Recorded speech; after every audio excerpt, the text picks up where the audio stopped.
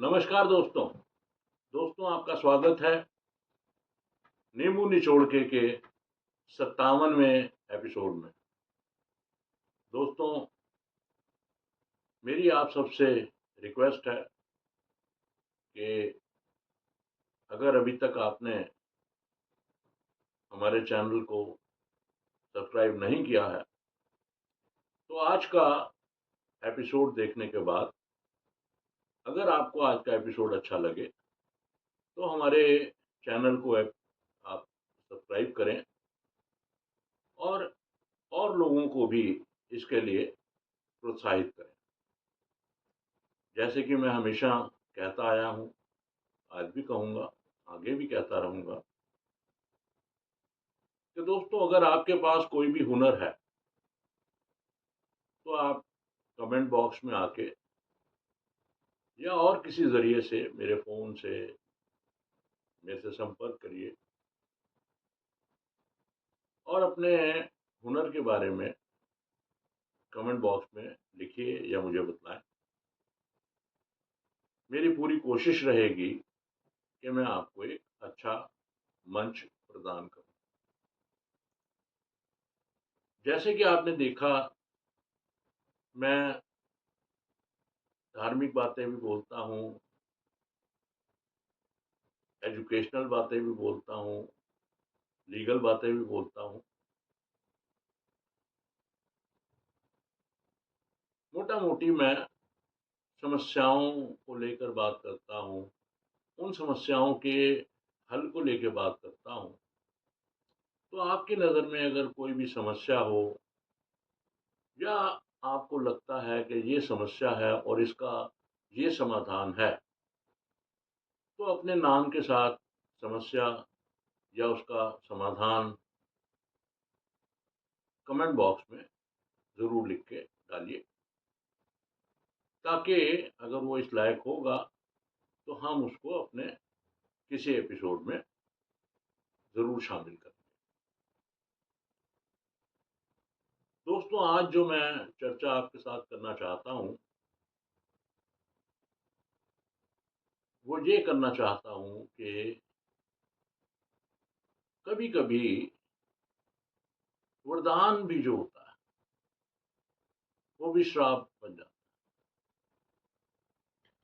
है। ऐसा एक उदाहरण तो आप सबने अभी रिसेंटली सबने रामलीला का मंचन जगह-जगह देखा होगा, छोटे लेवल पे भी, बड़े लेवल पे भी। तो रामलीला में एक करैक्टर है, रावण के छोटे भाई का। मैं कुंभकर्ण की बात कर रहा हूँ। तो दोस्तों, रावण भी बड़ा जबरदस्त भक्त था, हालांकि वो शिव जी का भक्त था। और उसे जो दशानन कहा जाता है, वो इसीलिए कहा जाता है क्योंकि उसने शिव जी को 10 बार अपना शीश जो है वो अर्पण किया और हर बार उसको वो शीश उसका वापस मिला और ऐसे करते करते उसके 10 सिर हो गए और इसीलिए उसका नाम भी दशानन कहलाया। और आपने देखा होगा कि जब हम रावण का पुतला फूंकते हैं तो रावण के सिर के साथ 5 सिर इस तरफ और 4 सिर इस तरफ और होते हैं। वो इसीलिए होते हैं क्योंकि उसने शिव जी की भक्ति की और शिव जी से समय समय पे वो कोई ना कोई वरदान लेता चला गया, लेता चला। उसी तरह जो उसका छोटा भाई था कुंभकर्ण, उसने ब्रह्मा जी की बहुत पूजा की, बड़ी तपस्या की। जब वो तपस्या कर रहा था तो इंद्र को पता लगा। उनके पास सिंहासन था। इंद्र को कहीं ना कहीं ये भनक हुई कि हो ना हो कुंभकर्ण जो है वो ब्रह्मा जी से मेरा आसन मांगेगा। अब उसकी समझ में ना आए कि मैं कैसे बचूंगा, मेरा आसन कैसे बचेगा, तो वो सरस्वती माँ के पास चला और उनको अपनी व्यथा सुनाई कि ऐसे ऐसे कुंभकर्ण जो है वो घोर तपस्या कर रहा है ब्रह्मा जी की, और मुझे ये शक है कि वो मेरा इंद्रासन जो है वो वरदान के रूप में मांगेगा और ब्रह्मा जी उसको दे देंगे। तो सरस्वती ने कहा कि मुझे बतलाइए, मैं आपके लिए क्या कर सकती हूँ। तो इंद्रदेव ने कहा कि बस जिस वक्त वो वरदान मांगने लगे उस वक्त उसकी जीवा पे जाके उससे इंद्रासन की जगह निद्रासन मंगवा दीजिए। सरस्वती ने कहा ये तो मैं कर सकती हूँ। अब जब कुंभकर्ण की पूजा खत्म हुई, ब्रह्मा जी ने उसे दर्शन दिया और ब्रह्मा जी ने पूछा कि बोलो वत्स, तुम्हें क्या वरदान चाहिए। उस वक्त सरस्वती ने कुंभकर्ण की जिह्वा पे वास कर दिया और कुंभकर्ण ने इंद्रासन की जगह निद्रासन मान।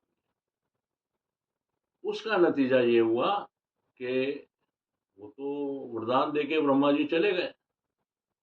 नतीजा ये हुआ कि उसके बाद कुंभकर्ण 6 महीने सोता था और एक दिन जागता था, फिर 6 महीने के लिए सो जाता था, फिर 1 महीने जागता था। तो सरस्वती की वजह से जो वरदान लेने गया था कुंभकर्ण, वो उल्टा उसके लिए अभिशाप हो गया। दोस्तों, महाभारत की कथा आप सबने देखी है, सुनी है, समझी है। महाभारत में एक करेक्टर था द्रौपदी का। सब जानते हैं कि द्रौपदी का चीर हरण हरण करने की कोशिश की गई दुशासन द्वारा और दुर्योधन द्वारा, लेकिन श्री कृष्ण महाराज ने अपना कर्ज उतारते हुए उससे उसे बचाया। एक दिन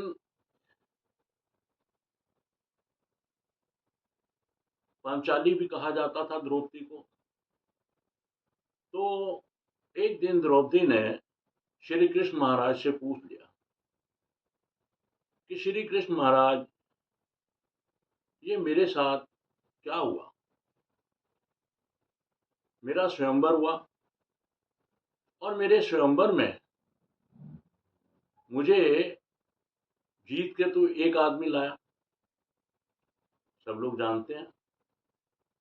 लेकिन जब मैं पहुंची तो उनकी माता ने कहा कि जो भी जीत के लाए हो सभी भाई आपस में मिल बांट के उसका उपयोग करो, उपभोग करो। तो ये मेरे साथ क्या हुआ और क्यों हुआ। जहां तक कि कुछ लोगों ने मुझे, क्योंकि मेरे 5 पति हैं, तो मुझे वैश्य तक बोल दिया। तो कृष्ण महाराज बोले, द्रौपदी, इसमें कसूर कुंती का नहीं है, इसमें कसूर और किसी का भी नहीं है, इसमें कसूर तुम्हारा अपना है। द्रौपदी बोली, वो कैसे। वो बोले, पिछले जन्म में तुमने शिव जी की घनघोर तपस्या की और शिव जी ने खुश होके तुम्हें दर्शन दिए और तुमसे कहा कि तुम वरदान। वरदान मांगते समय तुम मर्यादा का उल्लंघन करते। तुमने वरदान मांगे 5। तुमने मांगा कि हे प्रभु, मेरा पति पूरे संसार का सबसे सच्चा धर्मराज व्यक्ति हो। उन्होंने कह दिया तथास्तु। फिर तुमने कहा कि मेरा पति दुनिया का सर्वश्रेष्ठ धनुर्धारी हो, तो उन्होंने कह दिया तथास्तु।